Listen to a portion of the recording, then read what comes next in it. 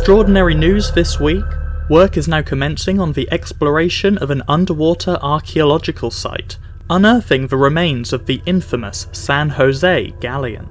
A project which was announced by the Colombian government back in 2017. The San Jose was a heavily armoured flagship of the Spanish Navy, and was launched on its maiden voyage in 1698. It served for 10 years until it was sank by the British in 1708, as it was embarking on a route from South America to Spain. The ship, along with 2 other warships, and 14 merchant vessels, were caught up in a conflict when the British Royal Navy caught up to them and opened fire near the island of Baru. During the battle, the San Jose received direct hits to its powder magazine, which caused a giant explosion, quickly causing the flagship to sink. It is believed that 589 crew lost their lives due to the sinking of the ship, out of a total 600 crew members. The San Jose wreckage is particularly famous due to the cargo it was carrying at the time of its demise. Approximately £16 billion worth of loot, including coins, cannon, silver, gold and emeralds, all sank to the bottom of the sea along with the ship. For over 300 years, this treasure has remained in situ on the seabed, tangled within the wooden skeleton of the ship's wreckage. The wreck lies just off Baru Island in Colombia, around 600 metres below sea level. But the exact location was not confirmed, and as such has been a political hotspot since the late 20th century, as many disputes have arisen, such as who legally owns the treasure, what should be done with the treasure, who should be granted permission to retrieve the treasure, and whether the treasure should be removed from its resting place at all. After decades of discussions and disagreements, the location of the San Jose wreckage was made public in 2015, and plans began to explore the underwater archaeological site.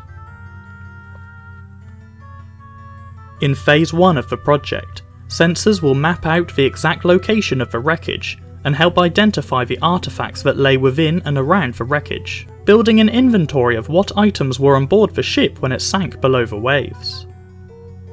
Phase 2 has not been confirmed just yet, with the Colombian Institute of Anthropology and History advising that the subsequent phases will depend on what comes to light in this first phase of the project. The exploratory expedition was described as unprecedented by Colombia's culture minister, and the Colombian government has declared the site to be a protected heritage area, allowing the shipwreck to be preserved and safeguarded against potential looters and third parties. A similar salvage mission of a historic warship occurred in 1982, when the giant remains of the famous Mary Rose was exhumed from the seabed in an astonishing archaeological project.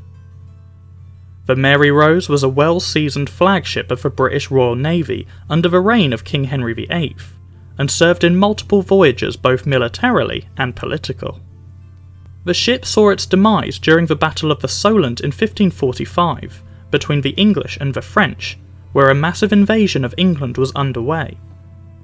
Both the English and the French had a large army and navy, situated between Portsmouth and the Isle of Wight, but as the Mary Rose was turning around to fire its cannon against the French navy, the newly added bottom row of gun ports dipped below the waves, causing the ship to take on water and sink.